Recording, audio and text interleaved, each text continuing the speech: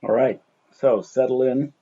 We're going to be reading section 3 of chapter 9 in primitive mythology. Again, chapter 9 is in the section on the archaeology of myth, and it's called Mythological Thresholds of the Paleolithic, and section 3 is the stage of Neanderthal man. Circa 200,000 to 75,000/25,000 BC.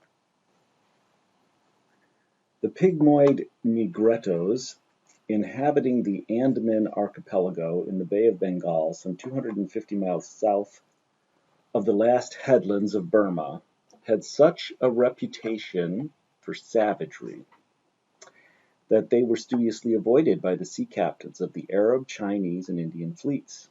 Unfortunates shipwrecked on their coasts were killed, sliced up, and incinerated. The report was that they were eaten. And since the wealth of the islands was hardly worth appropriating anyhow, consisting of a species of pig, a civet cat, a few kinds of bat and rat, a tree shrew, and a prolific monitor lizard that could swim in the water, walk on land, and climb trees, and so supplied an excellent theriomorphic prototype of the mythological master of the three worlds, but was of little use for anything else. The inhabitants survived into the 20th century AD on the cultural level of about the 200th BC. I guess that's the 200th century BC. The 8 or 10 open-fronted thatched shelters of a local group of some 40 or 50 men, women, and children are still placed around an elliptical, cleanly swept dance area, with a sounding log at one end to be struck by the foot, where at night, when the daily chores are done, the women sit on the ground and sing, clapping their thighs, while the little men dance round and round. In the dance of the southern tribes, writes Dr. Radcliffe Brown, whose fine monograph on this society is a classic of modern anthropological research. Each dancer dances alternately on the right foot or on the left. When dancing on the right foot, the first movement is a slight hop with the right foot. Then the left foot is raised and brought down with a backward scrape along the ground. Then another hop on the right foot. These three movements, which occupy the time of 2 beats of the song, are repeated until the right leg is tired, and the dancer then changes the movement to hop with the left foot, followed by a scrape with the right and another hop with the left. If the reader will now test himself first with the dance step of Kohler's apes, and then with that of Radcliffe Brown's Andamanese, he will agree, I think, that we are not being overbold in suggesting that something of this order can have served to express mankind's amicable joie de vivre through the millenniums of the first and hardest 400,000 years. Among the Andamanese there is no organized government of any kind. The affairs of the community are regulated by the elder men and women. But in each local group there was usually found also one younger man who, by his genial character, skill in the hunt, kindness, and generosity, had won the regard of his friends to such a degree that they looked up to him for leadership and advice. And finally, there were those men and women who exerted an influence because they were credited with supernatural powers. Such powers, according to Radcliffe Brown, having been acquired through converse with the spirits, either through death and recovery, through meeting spirits in the jungle, or through dreams. The myths, furthermore, were in the particular charge of these supernaturally endowed men and women. And so once again we find in this living museum of the Andaman archipelago a circumstance that must represent, at least approximately, the elementary level of the order of human life, the force of the wisdom of the elders, the tact, grace, and competence of socially oriented individuals, and the interior depth experiences of the tender-minded. Add the inevitable child's concept of the world, represented in such a society by the considerable fraction of its population under 7 years of age, and you will have an elementary diagram of the structuring force centers from which the constellations of the mythological kaleidoscope have everywhere been constituted, showing shifts of emphasis indeed according to circumstance, showing also greatly differing ranges and powers of amplification, but always playing out of these four inevitable, ever-present centers of creative force. Furthermore, since there is no excessive emphasis among the Andamanese either on the male or on the female, the contributions from both poles flow freely into the common fund, and there is little of the negative, compensatory, and malignant in their mythology and folklore, save where it has been derived from experiences of the malignancies of nature itself in cyclones, sudden death, disease, and other acts of God. The chief personage in the mythology of these little people is the northwest monsoon, Biliku, who is sometimes pictured as a spider and whose character, in keeping with that of the monsoon itself, is tricky and temperamental, being both beneficent and dangerous.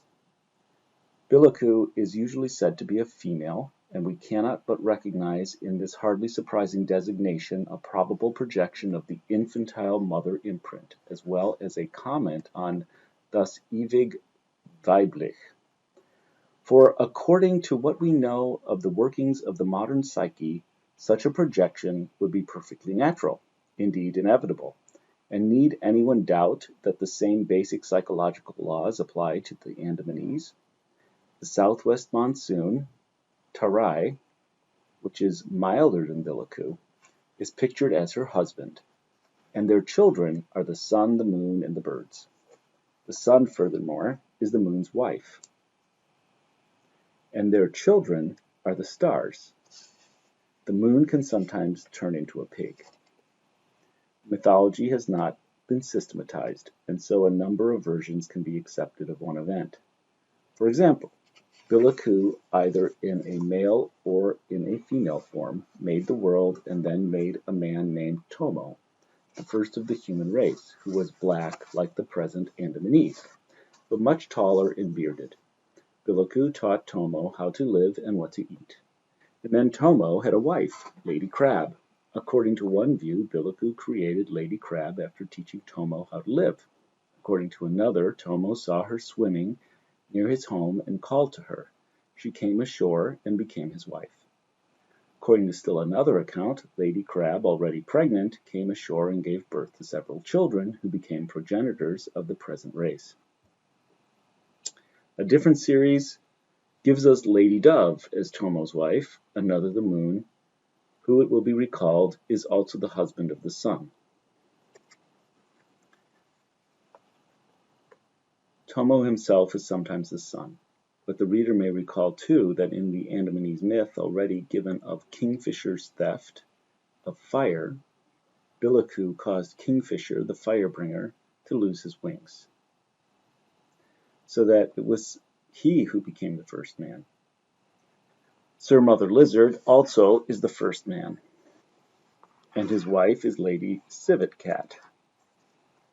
In the days before his marriage and when he had just completed his initiation ceremonies, he went into the jungle to hunt pig, climbed up a dipterocarpus tree, and got caught up there in some way by his genitals. Lady Civet Cat, seeing him in a sorry plight, released him, and the two then married and became progenitors of the Andamanese. Now the dying and resurrected god of the archaic high civilizations of the Near East, Tammuz Adonis, for whom the women wept in the temple of Jerusalem, Ezekiel 8:14, and whose Egyptian counterpart was Osiris, was actually out hunting a wild boar when he was gored in the loin and rendered impotent. He descended in death then to the lower world and was resurrected only when the goddess Ishtar Aphrodite, whose animal is not indeed the civet cat but the lion, descended to the underworld and released him. How are we to explain this correspondence? The answer is to be found in the kitchen middens. Lidio Cipriani in 1952 excavated a series of huge Andamanese kitchen middens, which must have been accumulating for a period of some 5,000 or 6,000 years. And he found one to a depth of about 6 inches from the top. European imports, chips of broken bottles, rifle bullets, pieces of iron, etc. 2. Going deeper for many feet, crab legs that had been used as smoking pipes, the bones of pigs, pottery shards, and well-preserved clam shells. 3. Within about 3 feet from the bottom, no crab leg pipes, no pig bones, no pottery, and clam shells heavily calcinated, showing that they had been exposed directly to the fire. Conclusion: the Andamanese, writes Cipriani, on their arrival did not know pottery. Previous to its introduction, food was roasted in the fire or in hot ashes. Later it was boiled in pots. The first Andamanese pottery is of good make, with clay well worked and well burned in the fire. The more we approach the upper strata, the more it undergoes a degeneration. Bones of Sus andamanensis, the Andamanese pig, begin to appear later than pottery. They become more frequent the more we approach the top levels. The inevitable conclusion would seem that the ancient Andamanese knew neither pottery nor the hunting of pigs. It is likely that both pottery and a domesticated Sus were introduced by one and the same people. Thus once again diffusion even here, and regression, regress Neolithic, along with the great Neolithic myth of Venus and Adonis, Ishtar and Tammuz, now transformed by the principle of Landnama into Lady Civet Cat and Sir Monitor Lizard. The animals most prominent in the tales of the Andamanese have no social value whatsoever. They are the little neighbors in the forest, and during the mythological age, when Biliku lived on the earth, they were of the company of the ancestors. But they were separated from man by the discovery of fire, which is true enough since man is protected from the animals at night by his fires, which they fear. Some of the markings, in fact, were caused by painful contact with the first fire. Pleasant little animal tales of this kind are known to all the hunting and food gathering peoples of the world, and are in fact spontaneously invented even by children. I should think it safe to assume, therefore, that the category is of immense antiquity. The plots, however, enacted by the various local stock companies of familiar beasts and birds greatly vary, and so, if we are to take seriously the warning in the case just cited of the rescue of Sir Monitor Lizard by Lady Civet Cat, we shall have to remember that though the genre of the animal tale is certainly of Paleolithic age, the cultural influences represented in the plots may be derived from centers of civilization of very much higher order than anything visible in the local scene would have led one to expect. Among the Andamanese, a number of the animals used for food are represented as having originally been men. A canoe upset and its occupants became turtles. Lady Civet Cat turned some of the ancestors into pigs. Some of the pigs jumped into the sea and became dugongs. The animals killed and eaten clearly have a different psychological import for the islanders from those that are simply man's neighbors in the woods. One thinks of Rohim's observation quoted earlier that whatever is killed becomes the father. The Andamanese rites of initiation are concerned largely with protecting the initiate against the powers of these food animals. The youngster, whether boy or girl, must abstain from eating the animal for a certain time, and then take his first meal under ceremonial protection. The girl's initiation begins with her first menstruation, when she must spend 3 days sitting in a hut, again under ceremonial protection. Other crises requiring protection are the usual ones of birth, marriage, and death. On all such occasions, the individuals involved are defended from the powers of the moment by various types of ceremonial ornamentation: red paint, white clay, incised, scarified, designs, decorative plant fibers, shells, etc., as well as by ceremonial dancing, ceremonial weeping, and the recitation of myths. And so here we are given our primary view of the force and function of myths and rites. At moments of psychological danger, they magically conjure forth the life energies of the individual and his group to meet and surpass the dangers. These may be such as are met by all in the course of their lives at the various inevitable thresholds, or they may be such as are met only occasionally or by very few. A man who has killed another is to be decorated and ceremonially protected. A man who has met ghosts in the forest, in dreams or in death, requires the protection of myth. The chief sources of danger to an Andamanese, according to Professor Radcliffe Brown, are spirits, the ghosts of the dead, and the hidden powers animating nature. And the chief sources of protection to the individual against these dangers are the rites and folkways, the ceremonials of the group. The function of the myths and legends of the Andamanese, he writes, is exactly parallel to that of the ritual and ceremonial. They are the means by which the individual is made to feel the moral force of the society acting upon him. But the ultimate origin of all these folkways, ceremonials, myths, and rites, by which the moral force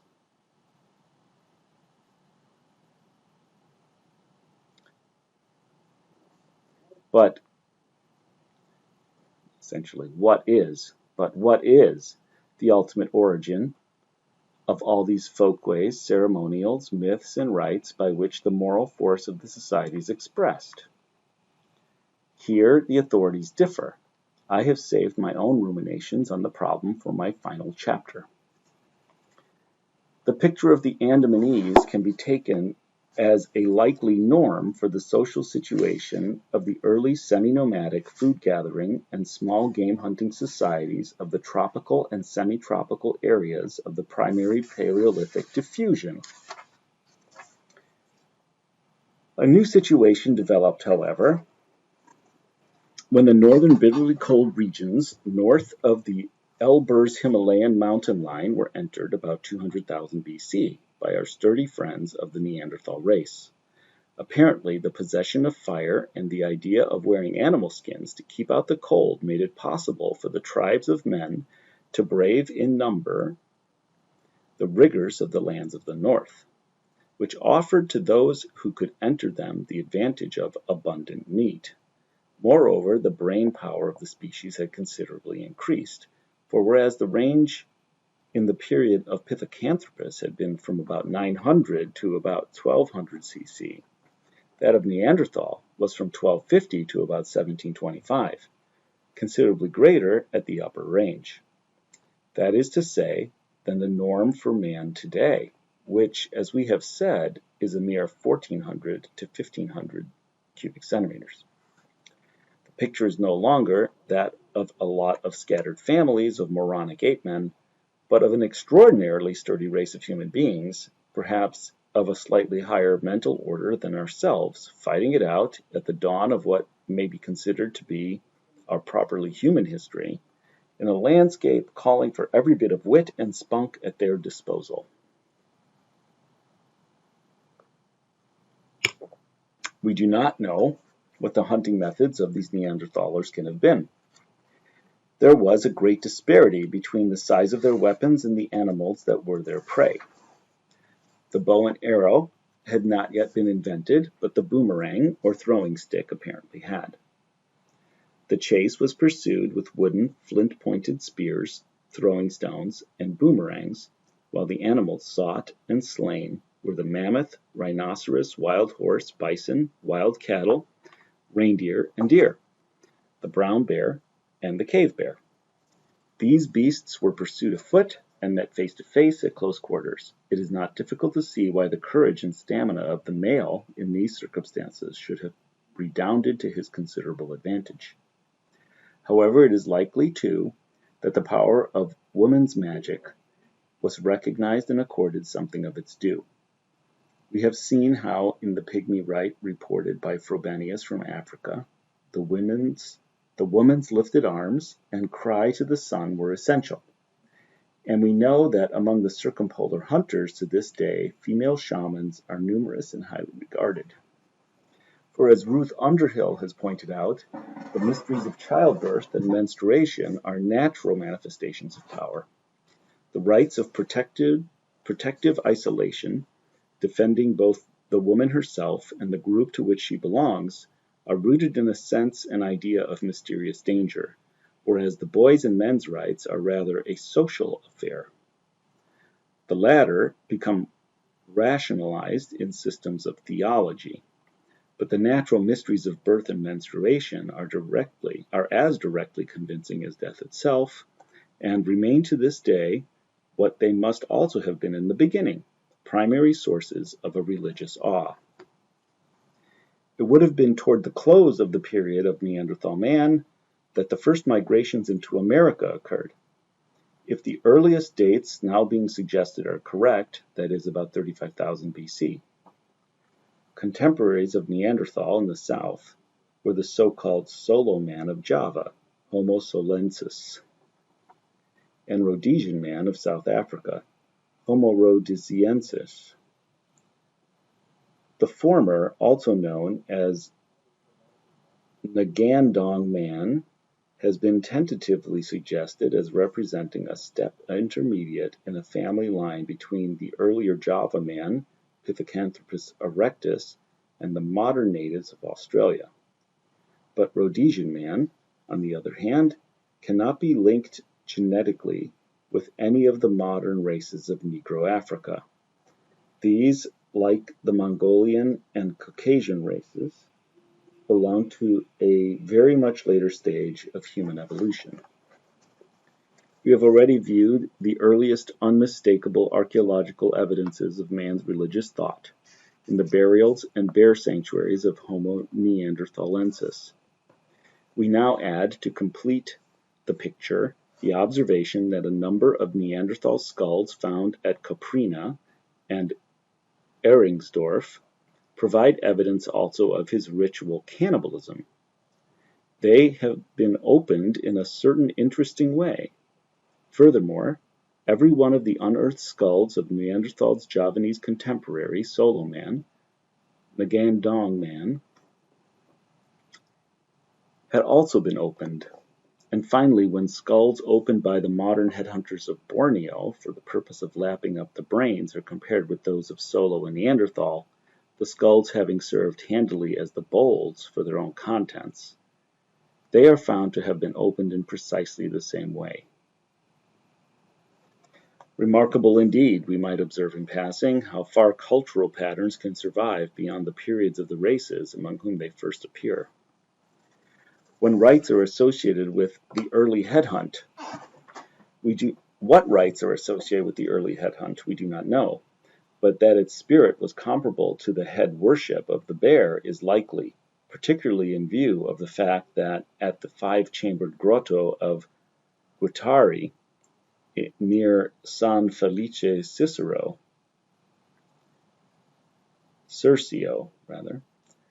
on the coast of Italy, some 80 miles southeast of Rome, a Neanderthal skull was recently discovered that had been treated much like the skull of a sacrificed bear. The head having been removed, a hole had been tapped in it for the removal of the brain. The remains of the sacrificed animals were preserved in receptacles round about the grotto, and the skull itself, placed on the floor of the cave, was surrounded by a circle of stones. O noble divinity, we can almost hear the prayer. Precious divinity, we adore thee. We are about to send you back to your father and mother. When you come to them, please speak well of us and tell them how kind we have been. Please come to us again, and we shall again do you the honor of a sacrifice. Of interest, furthermore, is the fact that on the summit of Monte Circio itself stand the ruins of a Roman temple supposed to have been dedicated to Circe, the sorceress, who not only transformed Odysseus' men into swine, but also introduced the great voyager himself to the cavernous entrance to the land of the dead. and the name of the promontory is itself a reference to this belief. For the folk memory has it that the vivid headland, high and beautiful and nearly surrounded by the sea, was Circe's isle. That's the end of this section. Thanks for joining me.